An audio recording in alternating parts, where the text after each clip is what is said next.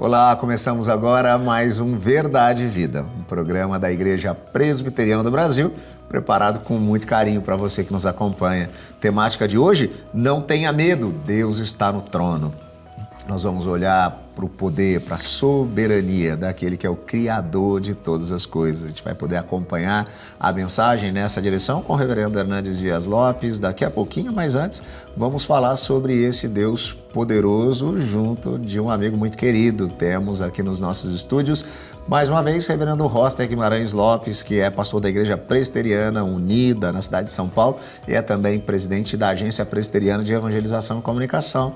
Pastor Roster, alegria tê-lo aqui para falar sobre esse grande e poderoso Deus, Criador de todas as coisas, tem um controle de todas as coisas. Mais uma vez o privilégio é todo meu querido reverendo Rodrigo, e que bênção podermos falar sobre esse Deus soberano no qual nós podemos confiar e descansar. Qual a importância dessa compreensão para nós, reverendo Roster, de que Deus de fato é poderoso? Ao longo da história, por conta da dificuldade de compreensão em meio a momentos difíceis como o sofrimento, muitos pensadores até passam a questionar o caráter de Deus, se de fato ele é tão bom e tão poderoso assim, Certa feita, o filósofo escocês David Hume vinha questionando, por conta do problema do sofrimento, exatamente esse caráter de Deus. Se Deus é bom e poderoso, como que coisas ruins podem acontecer? Ele dizia das duas uma, ou Deus ele é poderoso, podia fazer alguma coisa para nos livrar do sofrimento, mas ele não é bom e simplesmente não faz, ou Deus é bonzinho, ele se compadece da gente, ele tem compaixão pelos nossos sofrimentos, mas ele não é poderoso, ele não é capaz de fazer alguma coisa para mudar o rumo da história. Há uma percepção equivocada aqui, do problema do sofrimento, apontando para o poder ou para a falta de poder de Deus. Como que nós podemos olhar efetivamente para Deus em toda a sua grandeza? Meu querido reverendo Rodrigo, David Hume lança um dilema que é característico de pessoas que não conhecem a revelação de Deus nas Escrituras. Quando ele diz que se Deus é poderoso, ele não pode ser bom, ou se ele é bom, ele não pode ser poderoso, ele não entende que os atributos de Deus estão sempre correlacionados uns com os outros. Tanto é que os grandes teólogos reformados costumam dizer que a glória de Deus é a soma total de todos os seus atributos. E quando você estuda o poder de Deus, ele está totalmente relacionado com a vontade de Deus. E a Bíblia nos ensina que a vontade de Deus é totalmente complexa, ela é diferente da nossa. Deus tem uma vontade decretiva, que é aquilo que ele determinou soberanamente que vai acontecer. Ele tem uma vontade de preceito, que é a vontade revelada na sua palavra, que nos mostra o evangelho, no qual nós devemos crer para sermos salvos e como nós devemos viver como cristãos depois de receber essa salvação. E Deus tem uma vontade de sentimento, uma vontade de desejo, que é aquilo que ele desejaria que acontecesse. Entendendo essa vontade de Deus, algumas vezes você vai perceber que Deus decretou algo que não era o desejo de acordo com a sua bondade.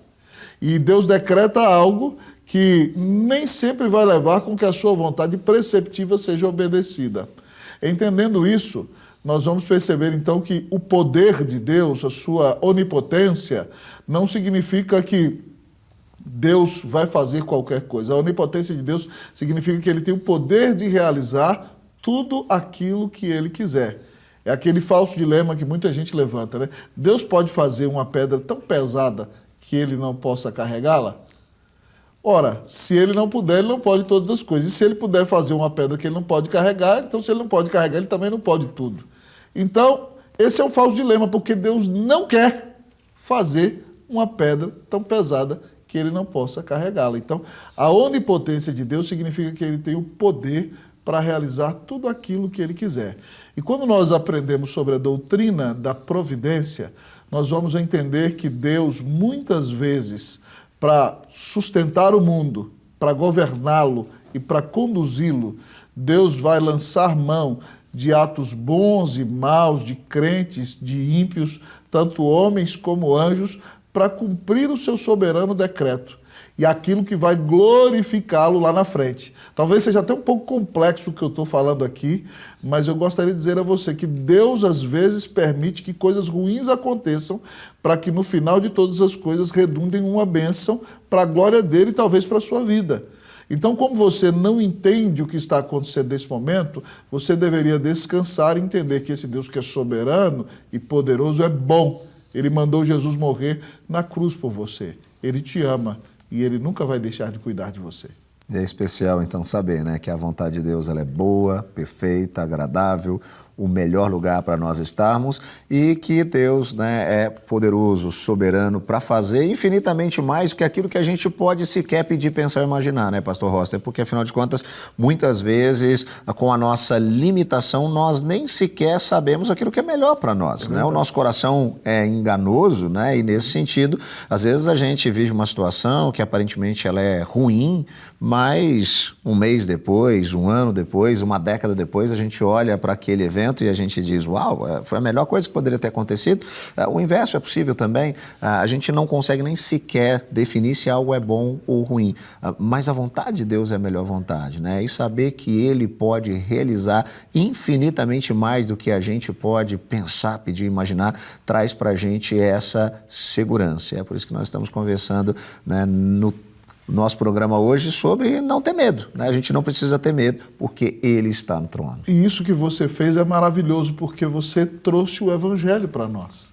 É aquilo que Lutero dizia, que por causa do nosso pecado nós precisamos ouvir o Evangelho todos os dias. É verdade. Quando nós entendemos que esse Deus soberano nos ama e deu o seu único filho na cruz por nós, então ainda que nós não entendamos essa tragédia do momento, mas nós temos promessas maravilhosas de que Ele disse que nunca nos deixará e jamais nos abandonará. Nosso programa continua, não sai daí não, daqui a pouquinho a gente está de volta. Você pode viver sua vida apenas por viver. Um brilho passageiro, se desgastando à toa sem deixar nada. Ou você pode ser uma luz penetrante na escuridão deste mundo, um coração bondoso, um farol a iluminar os que te rodeiam. Mostre aos outros essa luz. Jesus é a luz do mundo. Luz para o Caminho e Igreja Presbiteriana do Brasil apresentam Gente que Crê.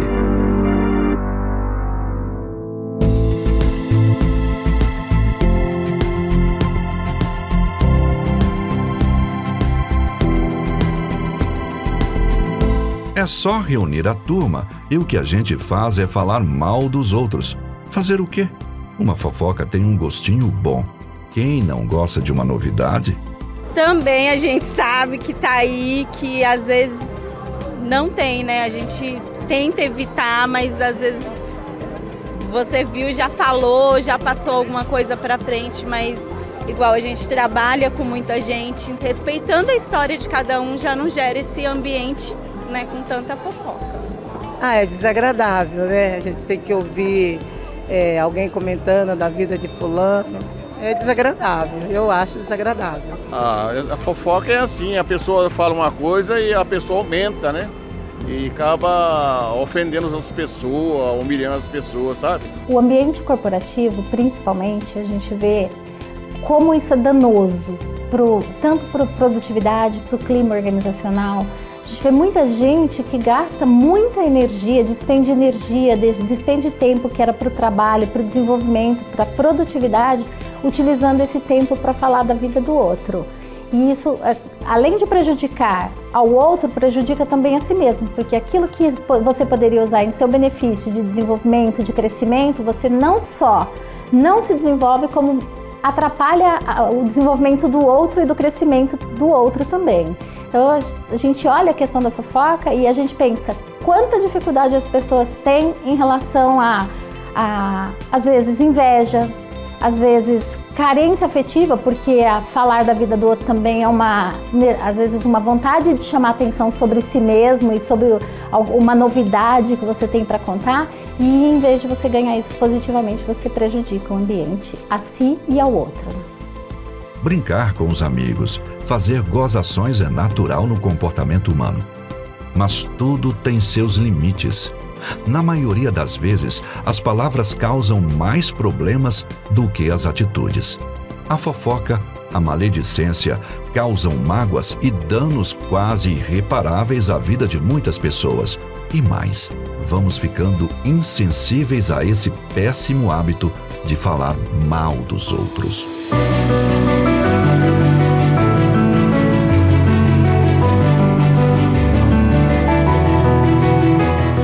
Quem é cristão deve submeter suas palavras ao controle do Senhor Jesus, aos princípios da palavra de Deus e ao amor do Deus vivo. Cuide especialmente do que você fala.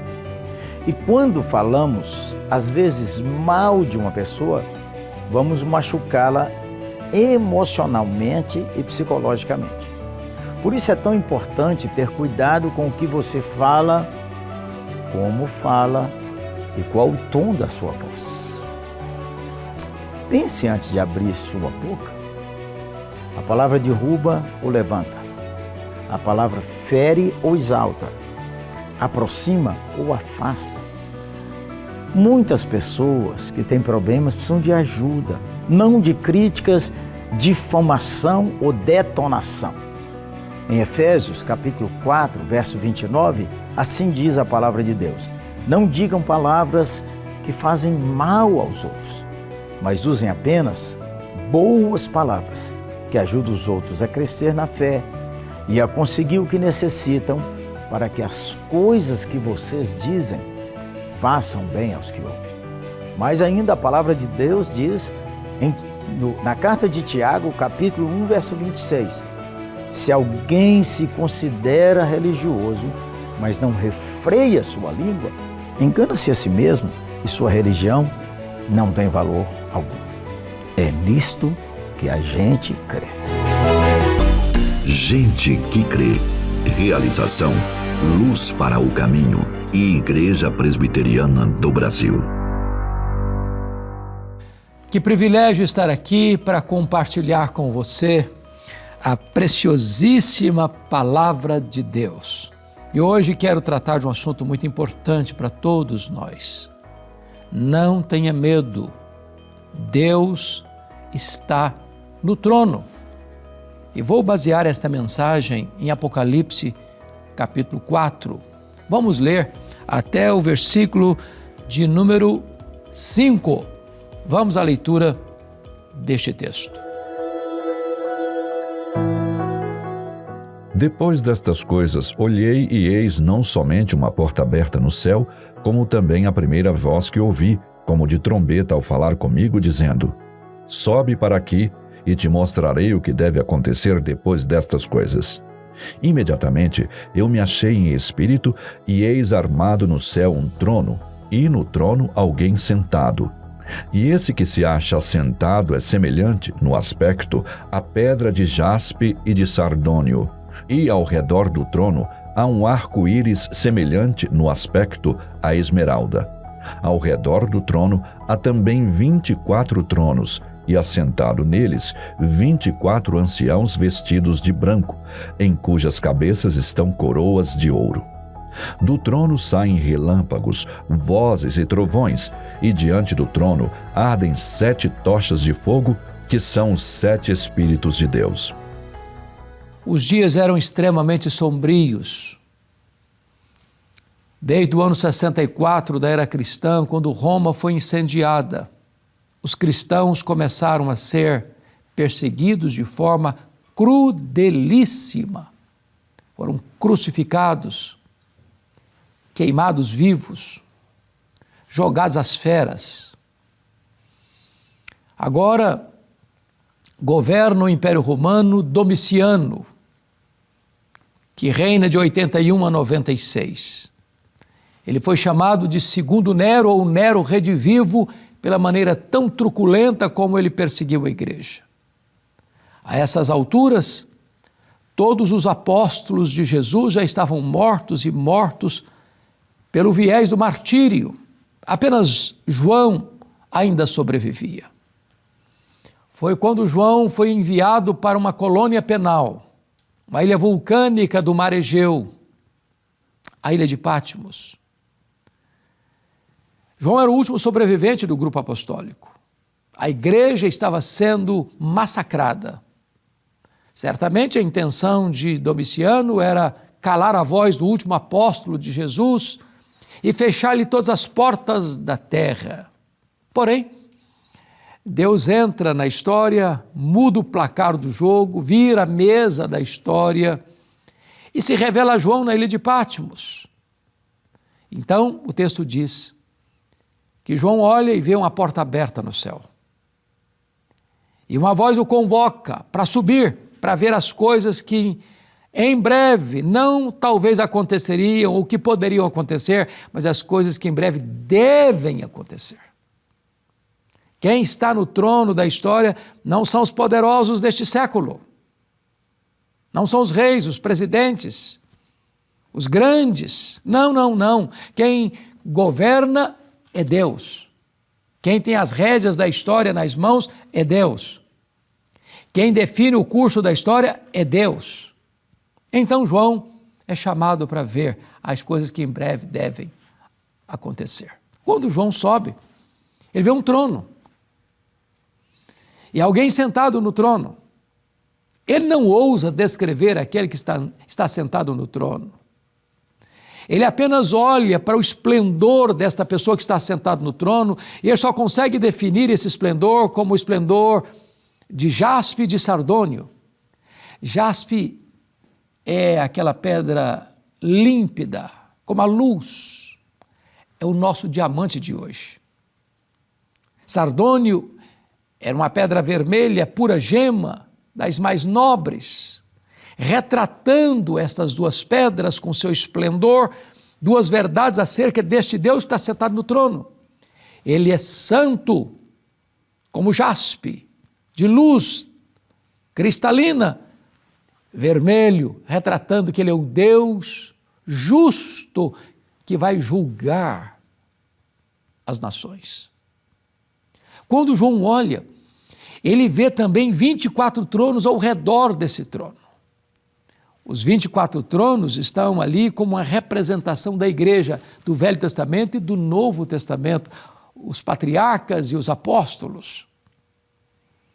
A igreja, remida no sangue do Cordeiro, não apenas estará no céu, também estará em tronos. Nós vamos reinar com Cristo. A Bíblia diz que nós vamos julgar o mundo e julgar inclusive os anjos. A igreja não só é glorificada, ela também é entronizada, mas o trono que está no centro, no eixo do universo, é o trono de Deus. Como é que é esse trono? Quando João olha, ele vê um arco-íris ao redor do trono. E arco-íris é um símbolo da aliança de Deus que trata da misericórdia.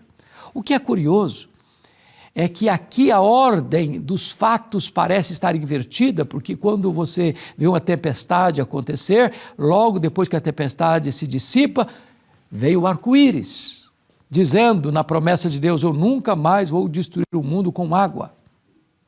Mas nessa passagem, João não vê primeiros trovões e relâmpagos, ou não ouve primeiros relâmpagos e trovões, mas ele vê primeiro o arco-íris. Sabe por quê? Porque no trono de Deus a misericórdia precede o juízo. Deus não traz juízo antes de alertar e oferecer a sua misericórdia. Antes das taças da ira de Deus serem derramadas de forma plena, primeiro vem as trombetas do juízo misturadas com misericórdia. Este é o nosso Deus. Ele não tem prazer na morte do ímpio, mas alerta-o para que se arrependa e creia e se volte para Deus enquanto é tempo e o busque enquanto Ele está perto. É a bondade e a misericórdia de Deus que leva você a ter esta chance de se voltar para Deus antes do dia do juízo ser estabelecido.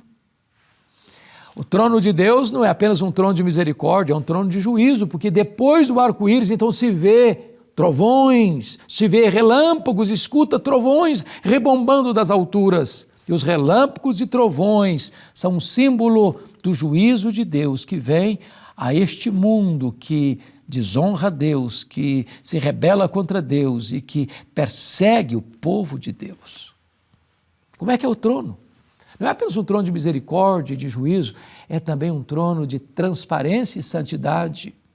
Porque João olha essa cena e este trono é como que um mar de vidro, diz o versículo 6. Isso significa o quê? Que o trono de Roma está ocupado por homens maus, Nero, Domiciano e tantos outros que vão sucedê-los, como Marco Aurélio, Sétimo Severo, Décio, Diocleciano.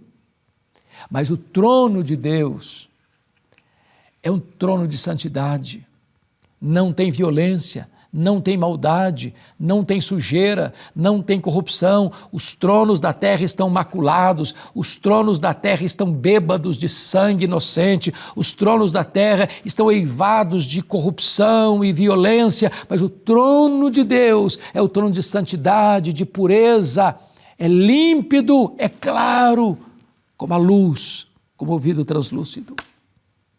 Mas a Escritura vai nos mostrar ainda, e eu quero chamar sua atenção para isso, porque no verso de número 8, João agora vê os 4 seres viventes que são representantes das grandes hostes celestiais, dos querubins, dos serafins, daqueles que estão diante do trono adorando e servindo ao Senhor. E estes seres celestiais, eles ressaltam 3 verdades preciosas acerca deste Deus que está sentado no trono. Aliás, o livro de Apocalipse é o livro do trono. Para você ter uma ideia, a palavra trono, que representa poder, comando, controle, aparece 67 vezes em todo o Novo Testamento. 47 vezes só no livro de Apocalipse. E 12 vezes só neste capítulo 4 de Apocalipse. Este texto é o texto do trono, do controle, do governo, que Deus é quem dirige a história. As rédeas da história estão nas mãos de Deus.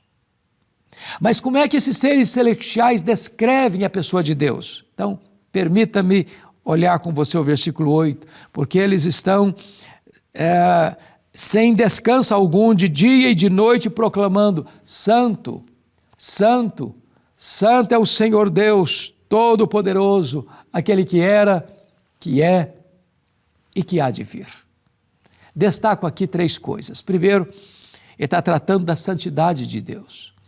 Veja que a santidade de Deus é o principal atributo que adorna todas as outras características, atributos de Deus. Por exemplo, você não vai encontrar na Bíblia Deus é amor, amor, amor. Você não vai encontrar na Bíblia Deus é justo, justo, justo.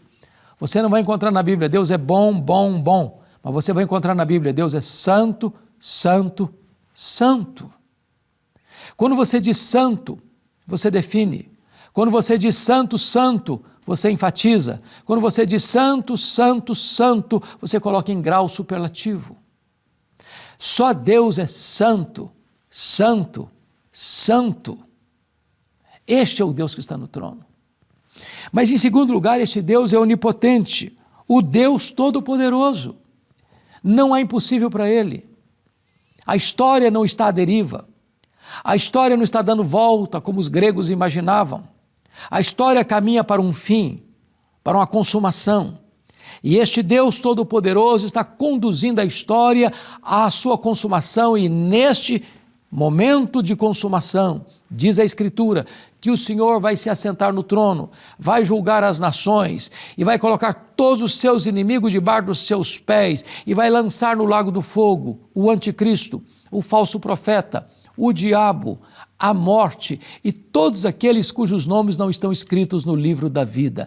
Este Deus não é só santo, este Deus é onipotente.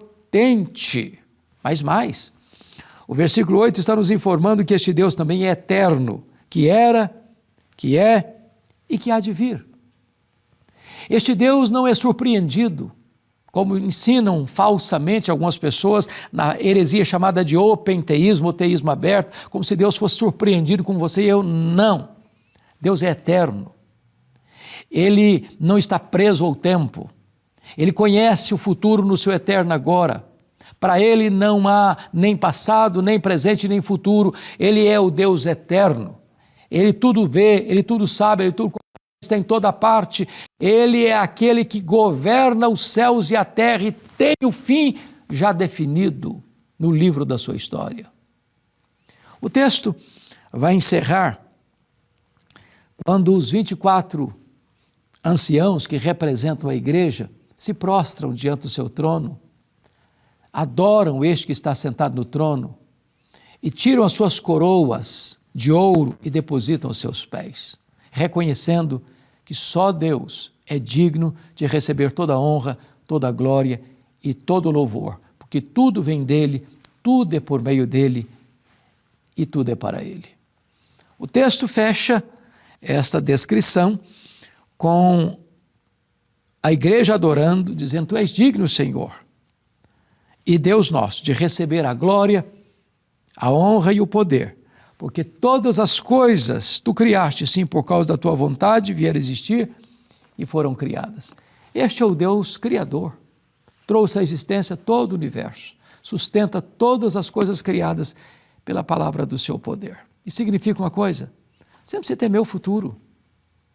Quem está no controle da história não são os homens, nem do Brasil, nem dos Estados Unidos, nem da Rússia, nem da China, nem de qualquer país da Europa. Quem está no controle da história é o Deus Todo-Poderoso. A nossa vida está nas mãos desse Deus. Você não precisa temer o amanhã, você não precisa temer o futuro está nas mãos do Deus Todo-Poderoso, o Deus da nossa vida, o Deus da nossa salvação.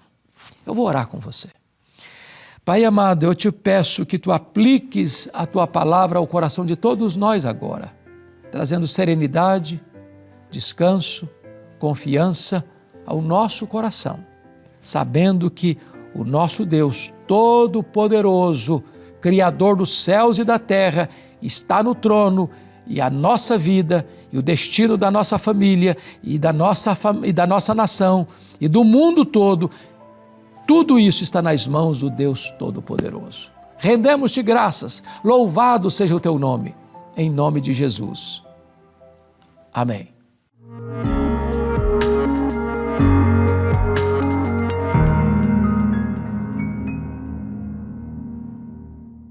Chegamos ao final de mais um programa Verdade e Vida. A temática de hoje: não tenha medo, Deus está no trono, Ele é soberano, Ele é poderoso para fazer infinitamente mais do que aquilo que a gente sequer pode pedir, pensar ou imaginar. Queria aproveitar para agradecer a todos que têm apoiado o nosso programa, o Verdade e Vida, enquanto parceiros em missão, e têm tornado possível estarmos aqui todas as semanas para falarmos a respeito das verdades do Evangelho que apontam para esse Deus poderoso. Se você quer conhecer um pouquinho mais sobre o nosso programa, sobre a nossa igreja, entre em contato conosco. É só você encaminhar para a gente uma mensagem pelo WhatsApp mesmo. Está aparecendo o telefone aí na tela.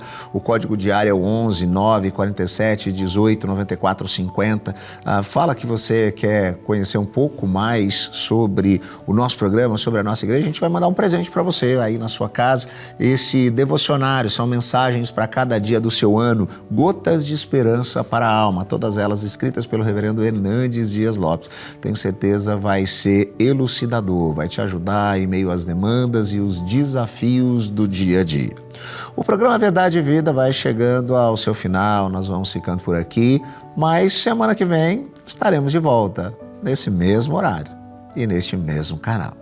Até lá, Deus te abençoe.